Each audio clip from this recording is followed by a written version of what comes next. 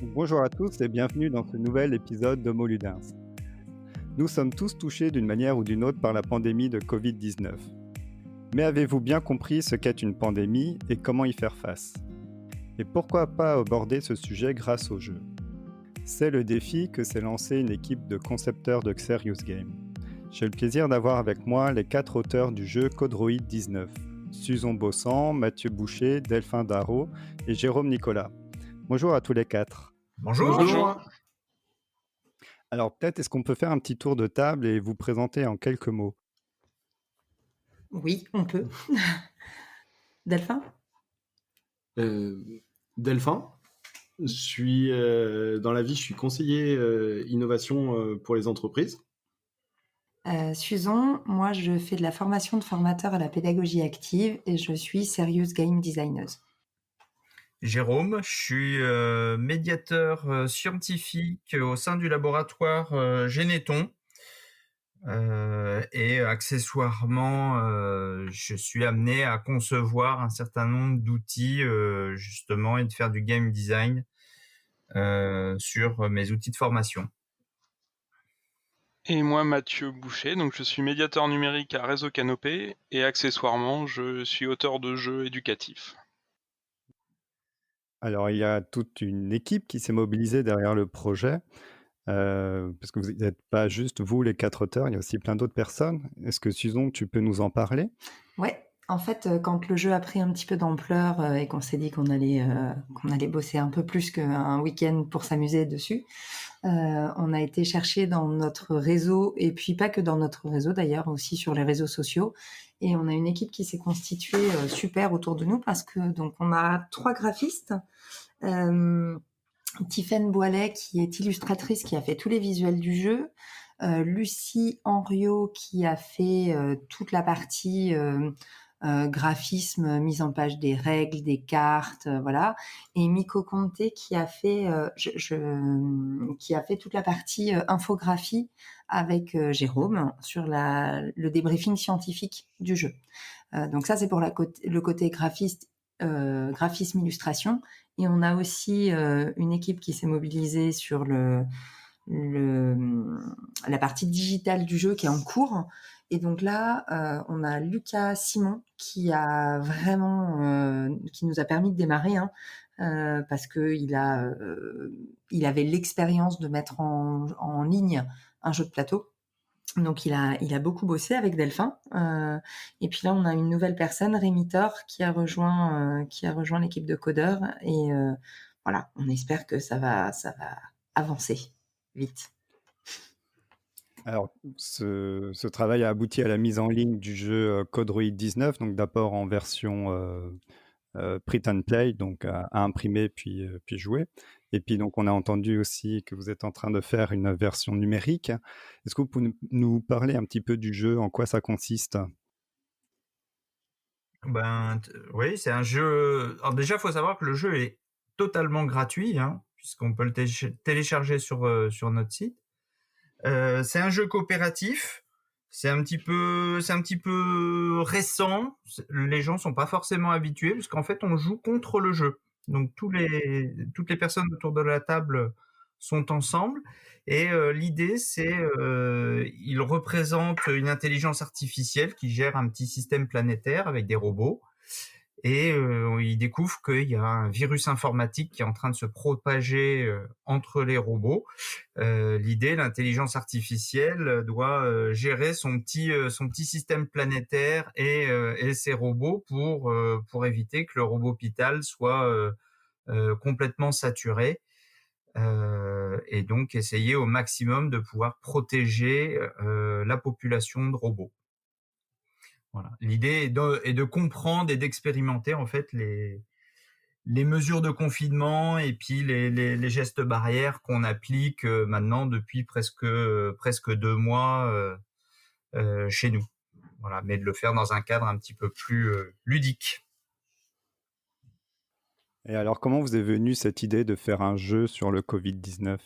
Ça, c'est la faute de Jérôme. Ou c'est grâce, je sais pas si on dit la faute ou grâce. En fait, oui, c'est l'effet un petit peu, je dirais, pervers de mon métier de médiateur scientifique, où effectivement, je commençais à voir depuis quelques semaines circuler sur les réseaux sociaux tous les Français qui commençaient à s'exprimer, à avoir son avis, c'est bien, c'est mal, il faut confiner, il faut pas confiner. Enfin voilà, on avait à peu près 67 millions de médecins experts qui étaient en train de s'exprimer sur les réseaux sociaux. Voilà,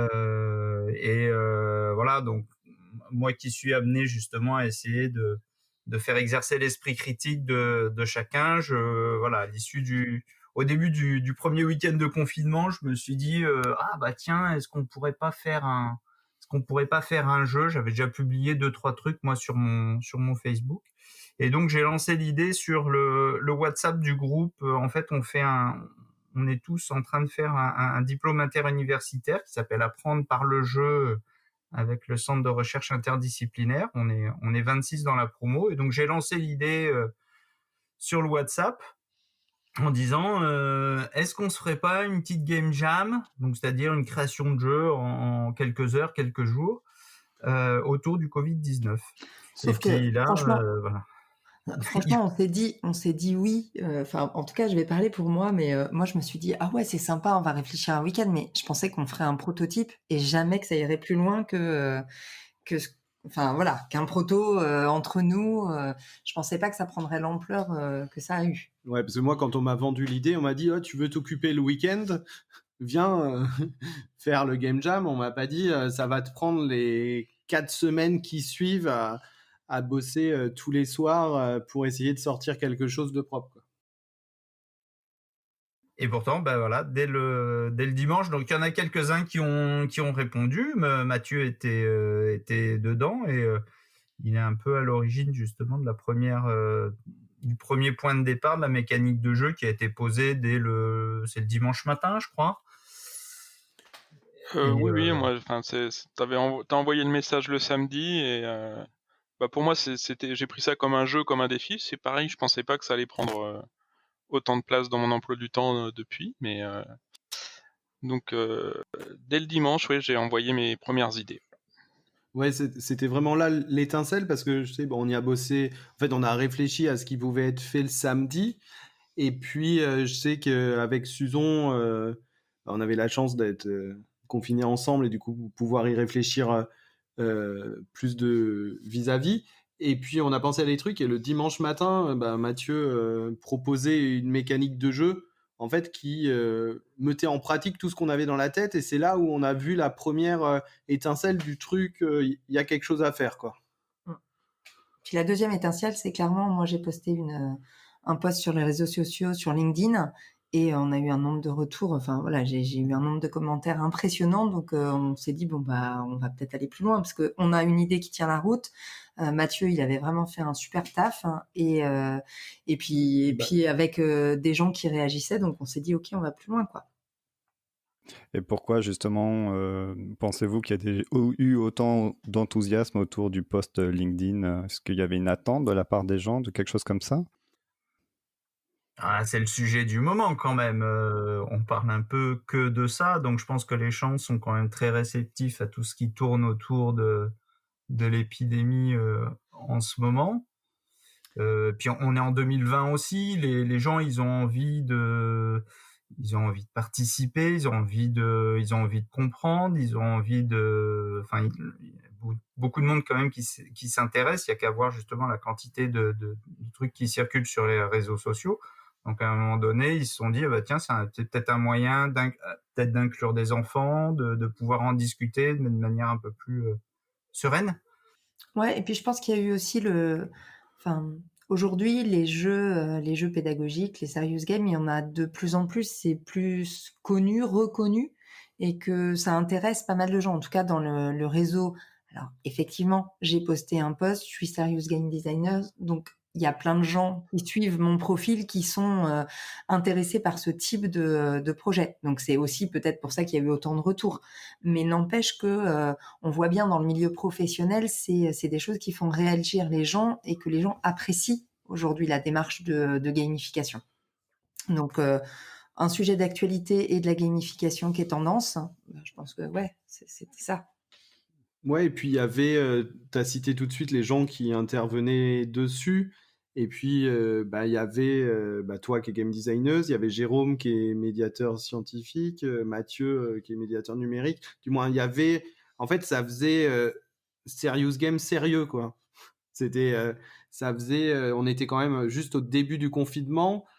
Et je pense qu'il y avait aussi le côté, on apportait quelque chose avec une caution et qui changeait un peu de toutes les publications dont Jérôme parlait, qu'on voyait, qui avaient pas obligatoirement d'expertise derrière pour sortir quelque chose, quoi.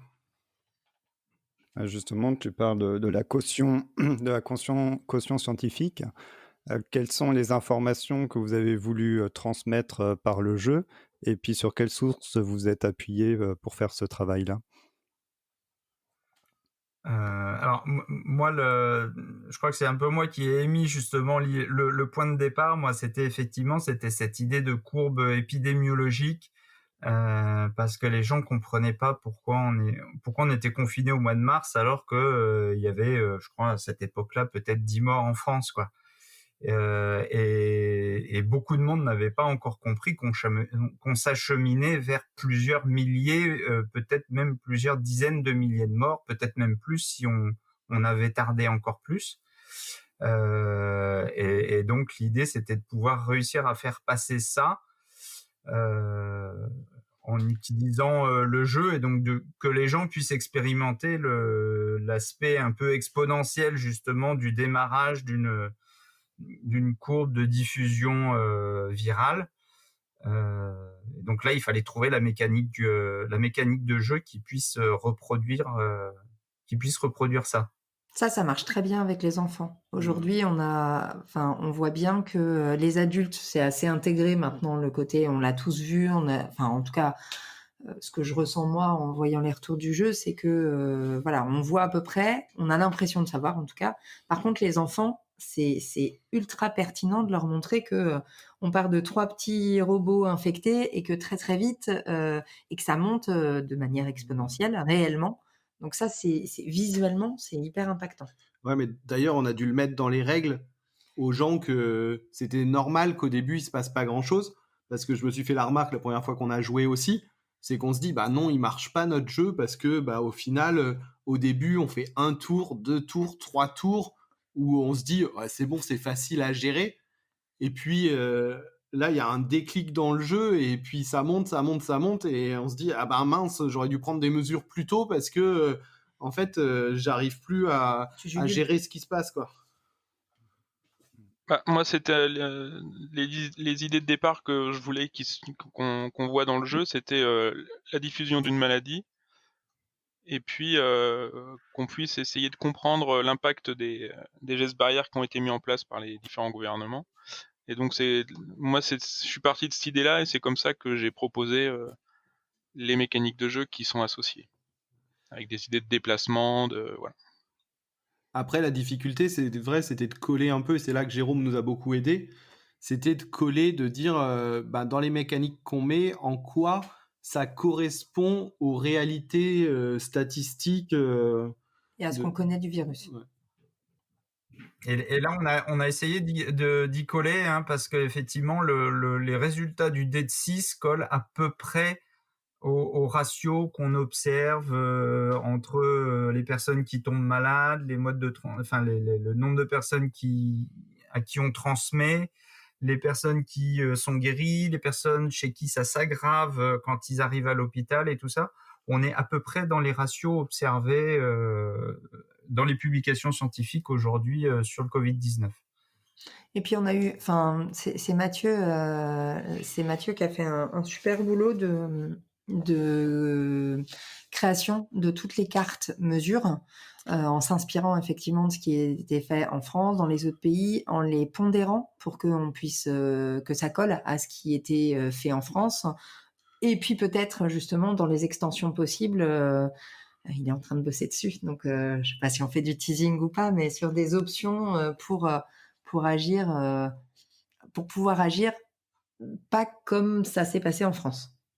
Mathieu, peut-être, je sais pas, c'est toi qui fais le teasing ou pas? Oui, l'idée c'était, c'est ce qu'on s'était dit aussi, c'est que tous les pays ont pas réagi de la même façon.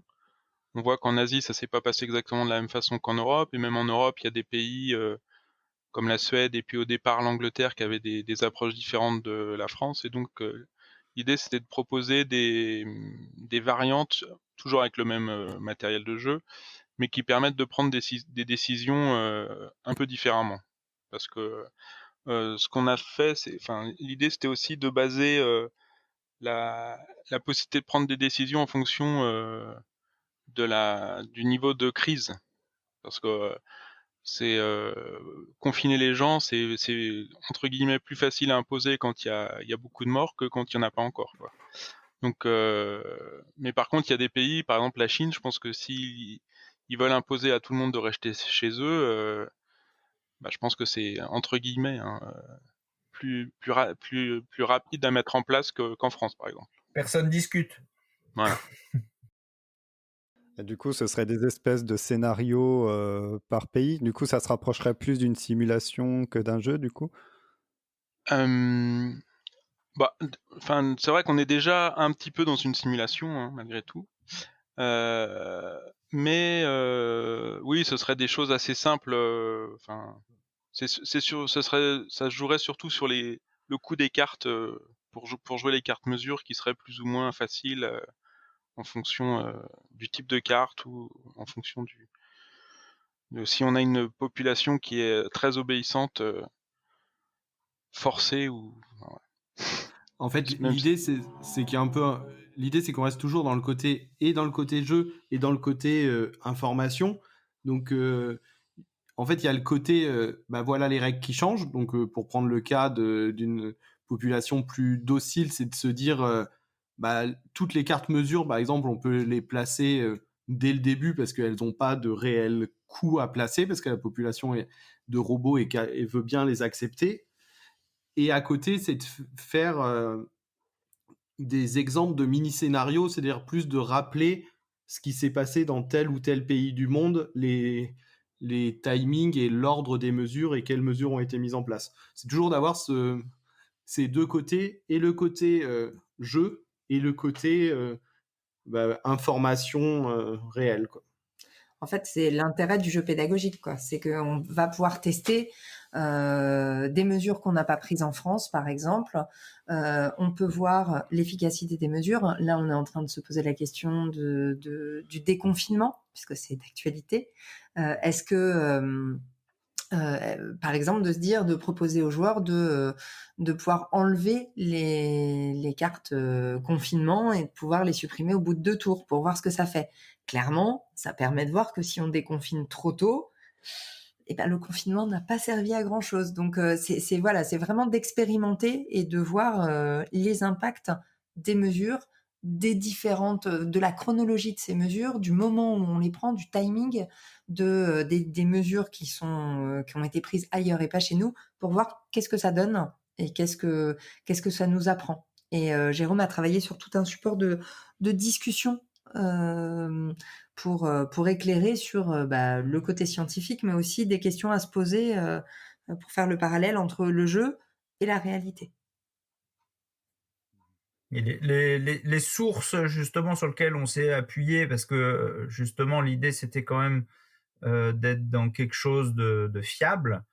Donc j'ai été voir un certain nombre de sites très institutionnels et on va dire plutôt grand public déjà dans un premier temps, donc l'OMS, le ministère de la Santé, des choses comme ça. Et puis après, j'ai été voir des sites reconnus. Donc on a l'INSERM, on a l'Institut Pasteur en France, qui sont très reconnus. Bon, à l'international, il y a le Centre de contrôle et de prévention des maladies, notamment, en fait, je suivais un indicateur qu'on a entendu un petit peu dans les médias, ce qu'on appelle le R0, c'est-à-dire c'est le nombre de personnes qui sont contaminées par une personne malade.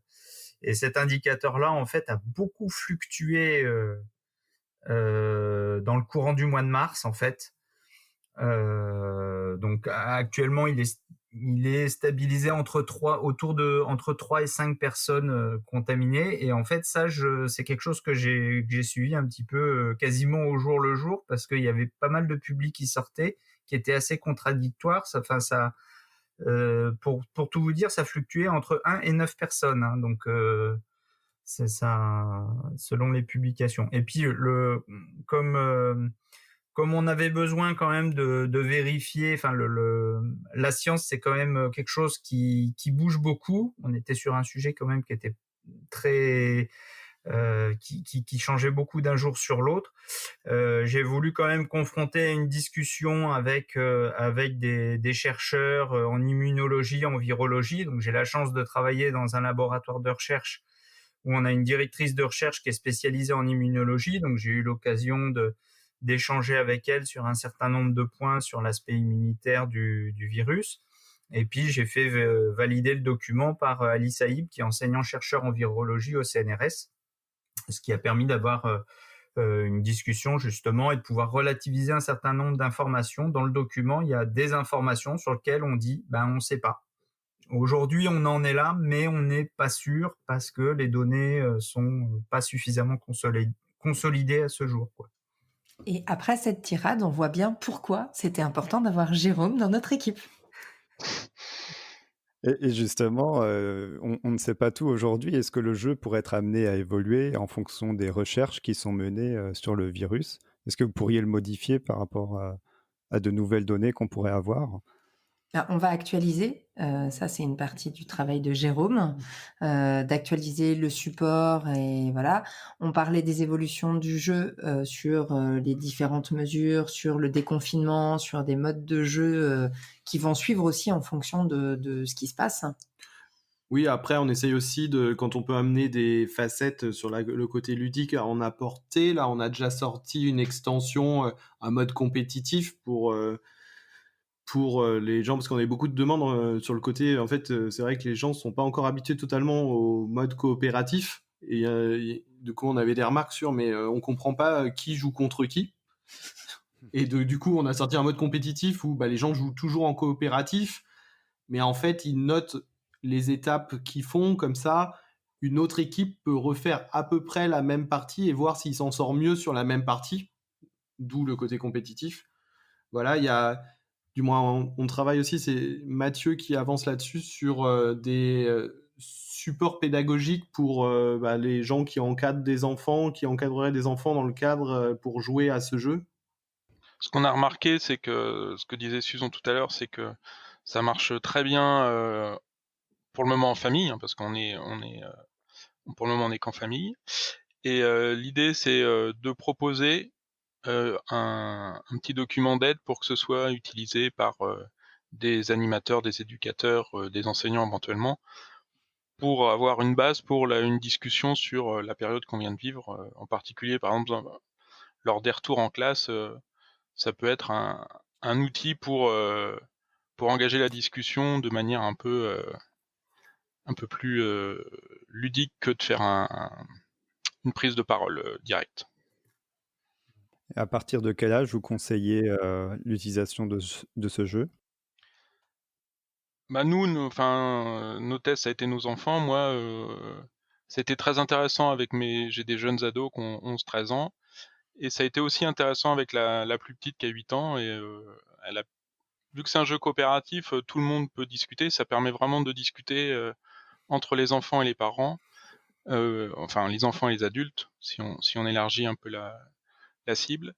Et donc, à tout âge, on peut retirer des choses, je pense. À partir du moment où il y a un adulte qui est là pour gérer un peu le jeu et la discussion. Les apports vont pas être les mêmes, en fait, entre un enfant. Moi, j'ai testé avec ma fille qui a 7 ans. Des enfants très jeunes vont avoir toute la partie, ce dont parlait Jérôme tout à l'heure sur la courbe épidémiologique, regarder la progression du virus et puis discuter un petit peu des mesures sans plus. Avec des enfants, des ados, eh bien, on va parler plus du rapport aux libertés individuelles, aux déplacements, aux mesures, à l'impact de ces mesures sur la population. Donc, en fait, on n'a pas les mêmes. Chaque public va avoir ses apports en fait, va s'approprier le jeu. Et c'est ça qui est intéressant, c'est que il faut un médiateur. Le médiateur, c'est a priori l'adulte qui est soutenu par le support pédagogique qu'on a créé et qui est annexé au jeu, parce que il y a plein de questions qui permettent cette médiation. C'est pour ça que c'est intéressant de l'utiliser derrière pour les enseignants ou pour des personnels qui travaillent avec des ados, voilà, du personnel qui travaille dans le social. C'est vraiment intéressant comme objet de médiation. Pour les adultes entre eux, c'est un jeu qui est un petit peu long et donc la version digitale sera plus appropriée si on fait le ratio temps de décision par rapport à temps de jeu. Voilà. Tu as une durée indicative Sur le print and le play, jeu? ouais, sur le jeu, on est entre 1 heure ou 1 heure et quart. En fait, ça dépend de la facilité dont les gens s'approprient les règles et la durée des premiers tours de jeu. C'est ce qui est sympa dans ce jeu-là, c'est que les règles sont assez conséquentes, mais on peut les découvrir en jouant. Il n'y a pas besoin de lire le livret de règles en totalité. Il suffit de lire paragraphe par paragraphe, étape par étape, et on agit. Donc, en général, il faut 1 ou 2 tours pour que les gens s'approprient les règles, et après, on passe aux aides de jeu. Qui sont rédigées par Mathieu, qui permettent d'alléger en fait et d'aller plus vite. Donc clairement la première partie, mais comme tous les jeux, est un peu plus longue. Et puis après, ouais, on tourne aux alentours de 45 minutes, 1 heure, quand on a les règles bien en main. Alors vous, à travers cette expérience, qu'est-ce que vous avez appris, que ce soit sur la conception de jeux pédagogiques ou sur le Covid-19? Moi, pour ma part, j'ai beaucoup, du moment où j'ai commencé à travailler sur le jeu, ça m'a recentré un peu sur les infos essentielles à suivre et sur, en fait, les apports de Jérôme sur qu'est-ce qui est en train de se passer sur le Covid-19 dans le monde. C'est là que c'est vrai qu'il y a eu un grand apport plus personnel sur le suivi du Covid-19 en France et partout dans le monde et des indicateurs importants. Voilà.